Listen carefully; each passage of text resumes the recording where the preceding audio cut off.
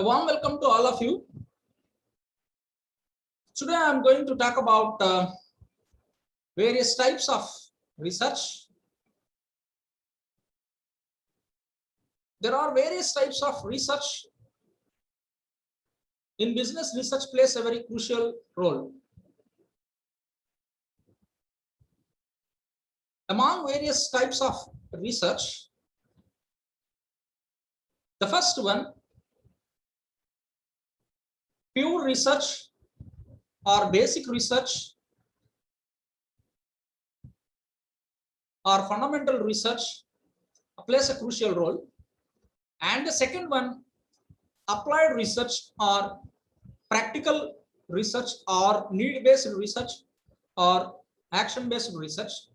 And the third one, descriptive research or statistical research, explanatory research or formulative research, experimental research or causal research or explanatory research, theoretical research, empirical research, qualitative research, quantitative research, evaluation research, action or participatory research. These are the various types of researches in business research. So every research will have its own importance, and now I will explain you one after one. So the first one, basic or pure or fundamental research. So the basic research will tell us about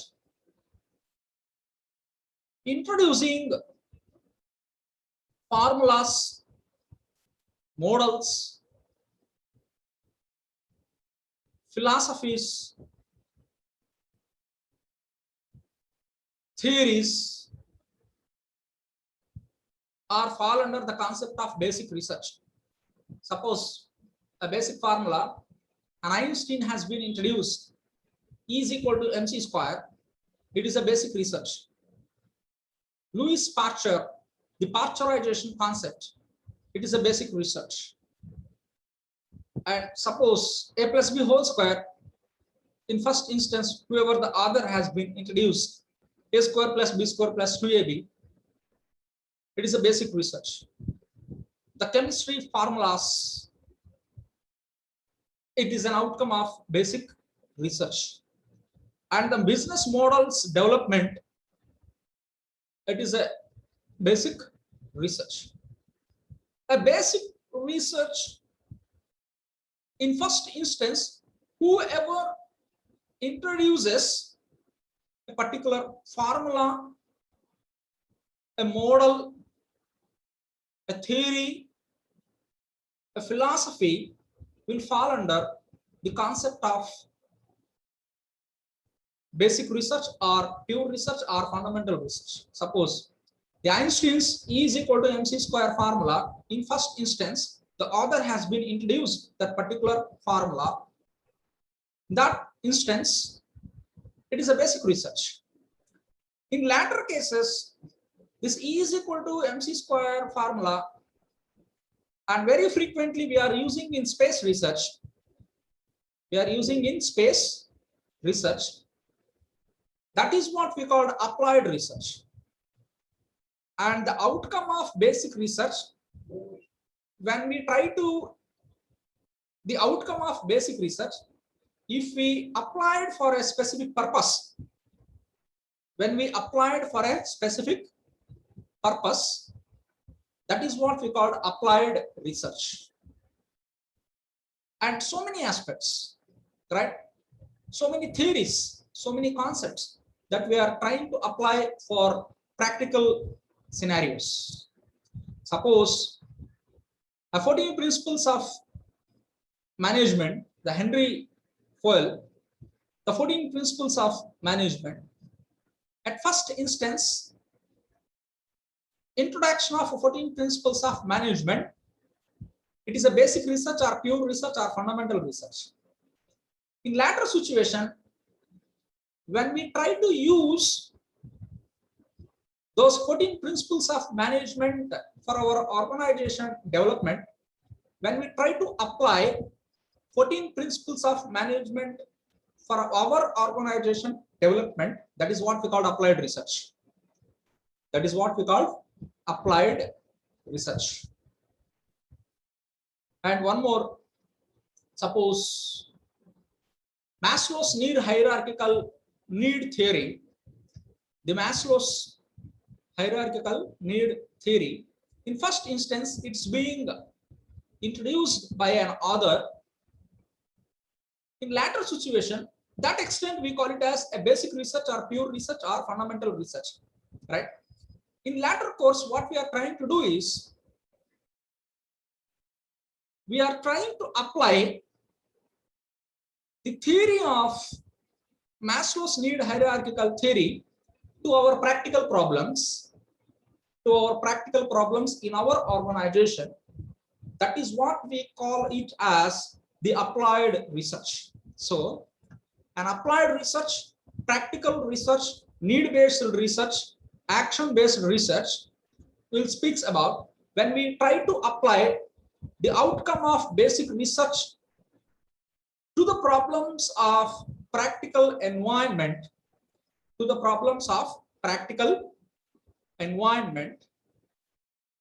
we call it as the applied research or practical research or action-based research. Now, descriptive research and exploratory research. Now, first of all, I would like to talk about what is exploratory research. In exploratory research, problem is new, along with that solution also new. That tells you in exploratory research, we need to come up with from grassroots level onwards.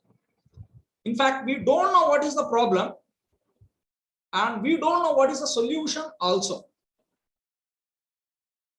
Now, in December 2019, whatever the pandemic has been taken place, the COVID-19, that will fall under an exploratory research.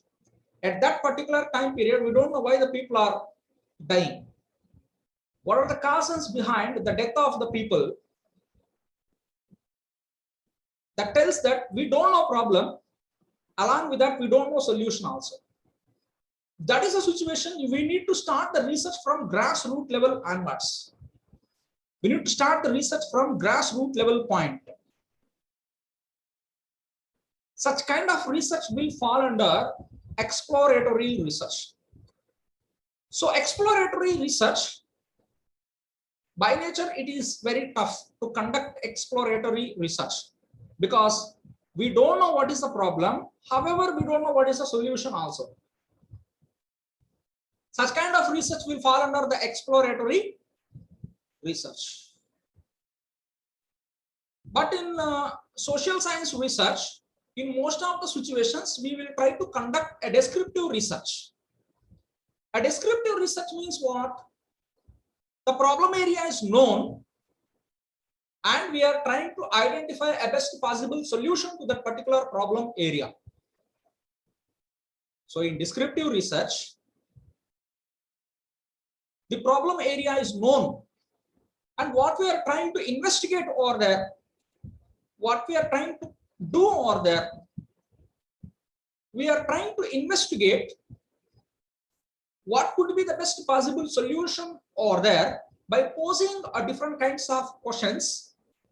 What was happened, when it was happened, where it was happened, how it was happened, and who is the culprit behind that. That is what the concept of descriptive research design, right? Suppose customer dissatisfaction, the problem is known. A customer dissatisfaction, it's not new. A customer dissatisfaction, it is a common phenomenon. Then what is our type of research? What we are going to conduct a research over there? What are the reasons behind customer dissatisfaction? What are the reasons behind customer dissatisfaction? Identify what are the reasons behind customer dissatisfaction, come up with the best possible solution. Come up with the best possible solution. That is what we called a descriptive research design. So in descriptive research design, the problem area is known we are trying to pose a number of questions over there. What was happened, when it was happened, where it was happened, how it was happened, who is the culprit behind that, and what could be the best possible solution to that particular problem area. That is what we call the descriptive research design. That's what we call a descriptive research.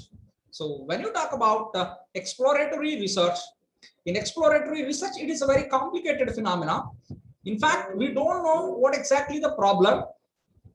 Obviously, we don't know what exactly the solution also. When we need to come up with from grassroots level onwards. We need to dig out the scenario from grassroots level onwards. We need to identify the problem. At the same time, we need to identify what exactly the best possible solution or the best possible decision making to that problem area also. That is what the concept of exploratory research. So the exploratory research can also be called as the formulative research, right? The next one, experimental research, causal research, and explanatory research. What is this experimental research or causal research? For every action, there is a reaction, right? This experimental research or causal research will happen on the basis of trial and error method. So in most of the situations, this experimental research or causal research we will see in experiment areas like physics, chemistry, and even the engineering, even in technology enabled, like the technology enabled engineering, physics labs, chemistry labs, where some sort of cause and effect sort of things should happen, right? Suppose we can see in chemistry laboratories, we are trying to mix some substances. When we are trying to mix X ingredient, it will give a different output. When we try to mix Y ingredient, it will give some other output. When we mix some other ingredient, that will give some other output. So some sort of mathematical measurements and some sort of practical evidences, some recordable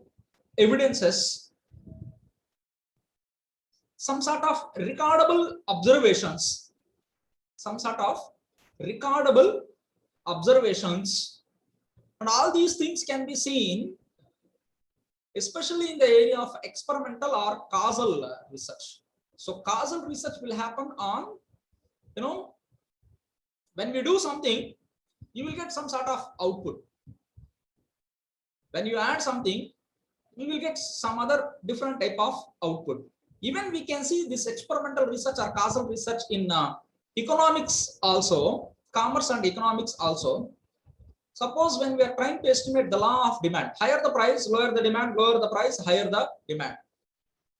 So what extent of price is higher and what extent of demand is decreases? What extent of price has been declined and what extent of demand has been increased? So something there is a reaction. Something there is a reaction between price and demand. Something there is a reaction between price and demand. So for every action there is a reaction. Such kind of research will fall under the experimental research or causal research, right?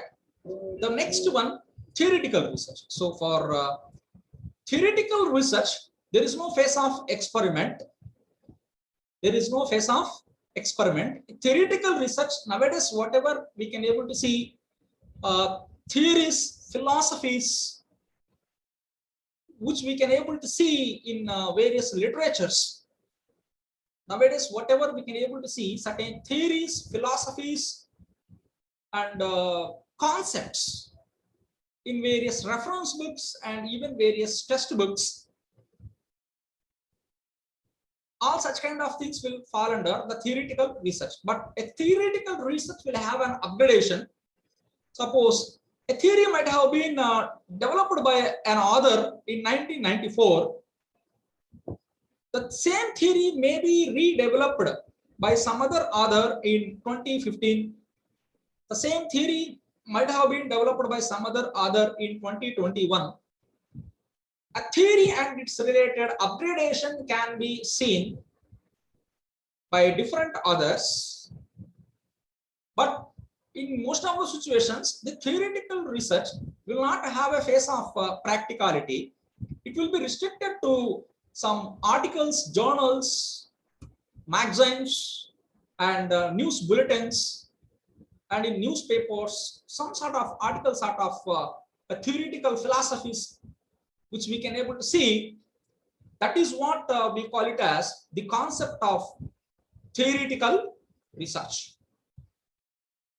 Now, empirical research. So the empirical research, it is a kind of scientific research investigation. It is a kind of scientific research investigation should able to support the observable evidences. The observable evidences should have a reasoning behind the outcome of a research. Should have a reasoning behind the outcome of a research. Unless otherwise, when a particular research should not have a specific evidence or else a specific observable evidences, such kind of research will not fall under the empirical research. The empirical research, basically, it is a scientific way of investigating. It includes certain sort of mathematical evidences, some sort of mathematical evidences and observable records, and scientific experiments. And scientific experiments, I am telling you in wholesome, right? That is what we call it as the empirical research. Right? In scientific research, it is possible, but in the social science research, how it will happen in the sense, we will take the advantage of primary data sources and the secondary data sources. The primary data sources are the data sources where the researcher will collect the data with his own efforts. And the sources of primary data sources includes questionnaire, observation, and interviews. The secondary data includes, the secondary data is a data which is already collected by someone, may be kept in any form, like newspapers, magazines, journals, leaflets, pamphlets, company sales data, company accounts data, company annual budget, and ISI records, Indian Statistical Institute records, state government records, central government reports, right? News channels, newspapers, right? So all these things will fall under the secondary data sources. All these things will fall under the secondary data sources, right? So that is what we call it as the concept of empirical research. It is a scientific way of investigation and should have observable evidences and recorded evidences. Unless otherwise, we will never take up that particular outcome of a research. And the next one, a qualitative research. The qualitative research, basically it will happen in behavioral sciences, where we will judge a particular incident on the basis of behavioral aspects. Individually, we will talk about the emotions of individuals, like satisfied, dissatisfied, sorrowness, happiness, sadness, strongly agree, strongly disagree, highly satisfied, highly dissatisfied, right? So when we try to conduct all these kinds of related emotions and segregating the things related to this particular research will fall under the concept of qualitative research. Qualitative research. Most of the behavioral science analysis will fall under the concept of qualitative research. But what exactly the quantitative research? For a quantitative research will be held with the help of certain quantitative measurements. Something we should be able to measure in terms of quantity, like liters, meters, millimeters, kgs, cost, profit, price, right? 30 degrees Celsius, 100 degrees Fahrenheit.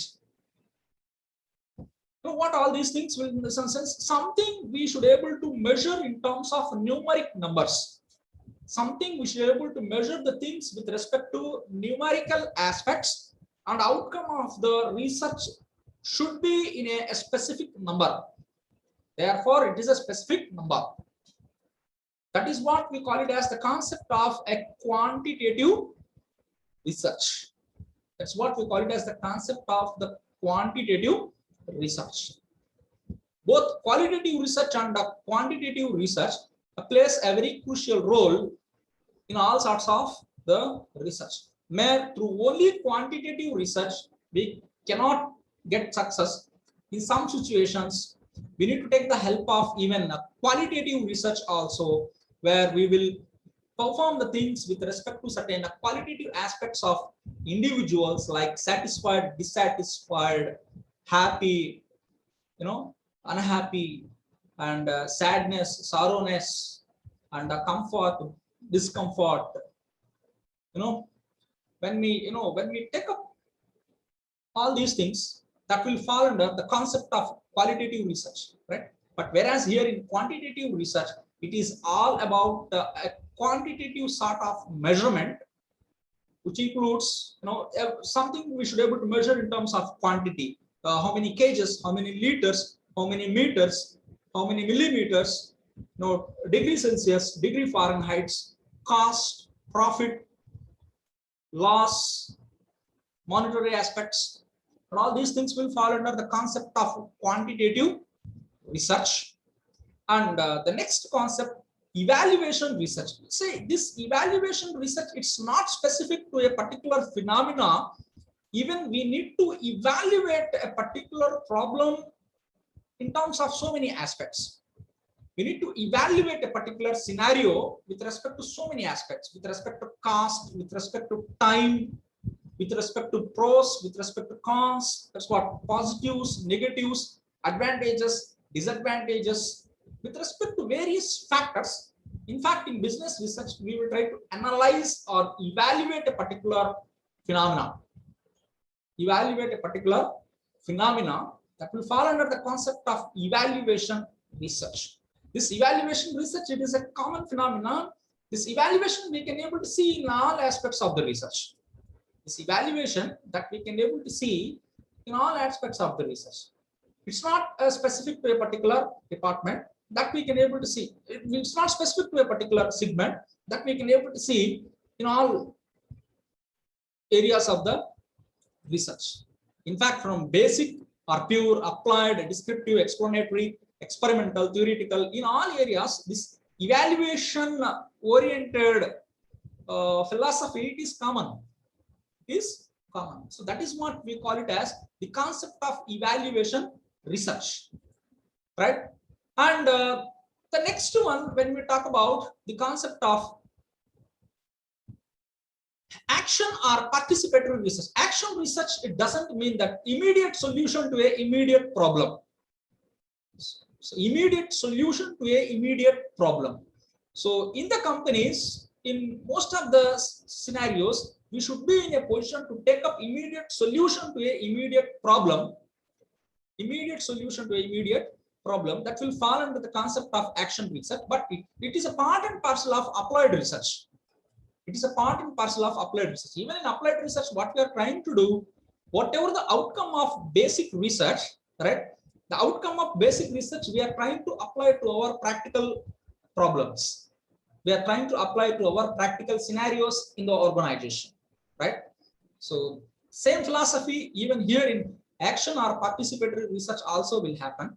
Here also what we are trying to do in the sense, whatever the problem that we are trying to face in the organization, for all such kind of problems, we are trying to implement uh, a solution which is the outcome of a basic research, which is the outcome of a basic research. That will fall under the concept of action or participatory research. So as per textbook, action research will tell you about immediately we should be able to respond to a particular situation as and when we come across a problem. Immediately we should be able to respond to that particular problem. So that is what we call the immediate solution to a unexpected problem. Immediate solution to an unexpected problem that will fall under the concept of action research or participatory research, right? And the next one, historical research. So historical research, we will dig out the heritage of the nation. So what we are trying to do, not only we are trying to dig out the heritage of the nation, by taking the historical data, we are trying to conduct a research, and we are trying to predict what will happen in future. We will take up the historical data, and we will try to conduct a research in that particular area, and we will try to judge what could be the possible solution, what will happen in future, what will happen in future. So this historical researches we can able to see in most of the situations. In as the best example in Discovery Channel, we might have seen they are trying to dig out the heritage of the nation. So in 18th century, in 11th century, or else in 10th century, so these people might have been living in so on so area. These people might have been used these kind of tools and these kind of food equipments, and so they might have been where so these kind of dress courtesy.